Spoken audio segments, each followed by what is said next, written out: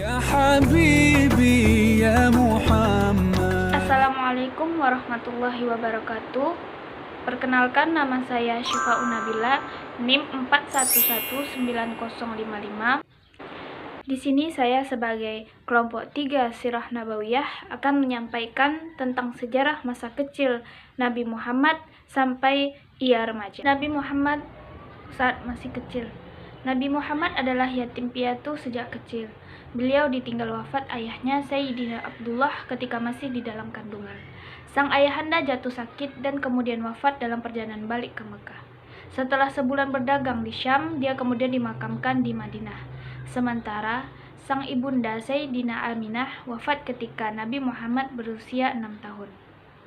Nabi Muhammad hidup bersama sang ibunda selama 3 tahun, atau hingga beliau berusia 6 tahun. Saat usia 1 hingga 1 tahun, beliau hidup bersama dengan ibu susuannya Sayyidina Halimah As-Sa'diyah di kampung Bani Sa'ad. Menitipkan anaknya Nabi Muhammad kepada Halimah As-Sa'diyah beberapa saat setelah melahirkannya. Dengan demikian, Nabi Muhammad menghabiskan masa anak-anaknya, masa balitanya di kampung Bani Sa'ad.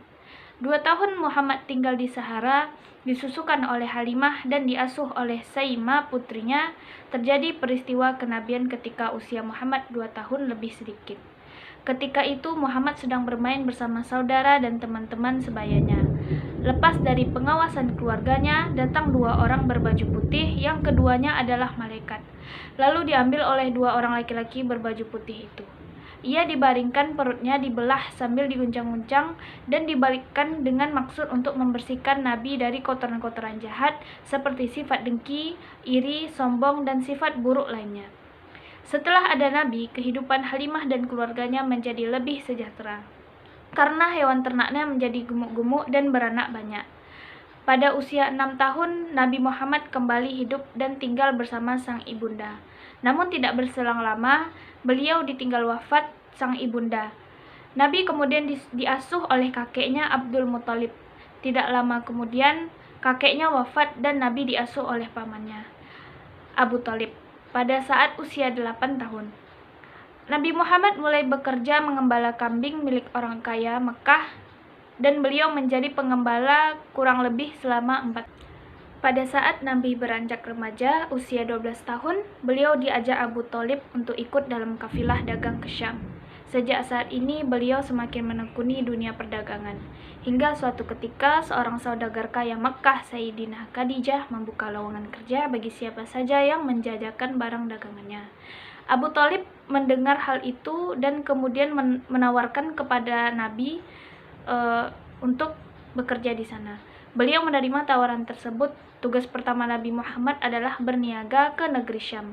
Beliau ditemani Maisarah, budak Sayyidina Khadijah, dengan membawa barang dagangannya berupa kain-kain. Berkat kerja keras, sikap jujur, dan amanah, Nabi Muhammad berhasil menjajakan barang dagangannya. Semuanya laku terjual dan untung banyak. Setelah mendengarkan cerita dari kisah Maisarah, Sayyidina Khadijah terkesima dengan sikap dan perangai Nabi Muhammad dalam mendagangkan barangnya. Merujuk buku Muhammad At-Trader, Nabi Muhammad sudah menjadi pemimpin kafilah dagang ke luar negeri pada saat usia baru 17 tahun. Ia berdagang hingga ke 17 negeri lebih, di antara Syam, Yordania, Bahrain, Busra, Irak, Yaman, dan lain. Nabi Muhammad menggandeng As-Sa'ib bin Abu Sa'ib sebagai partner saat awal-awal memulai bisnis. Bagi Nabi, Abu Sa'ib adalah rekan terbaiknya dalam bisnis, tidak pernah berselisih dan tidak curang. Baiklah, mungkin hanya itu sejarah Nabi dari masa kecil hingga remaja yang bisa saya sampaikan. Lebih dan kurangnya mohon dimaafkan. Wabillahi taufik wal hidayah. Assalamualaikum warahmatullahi wabarakatuh. Salam alaika ya Habib, salam alaika.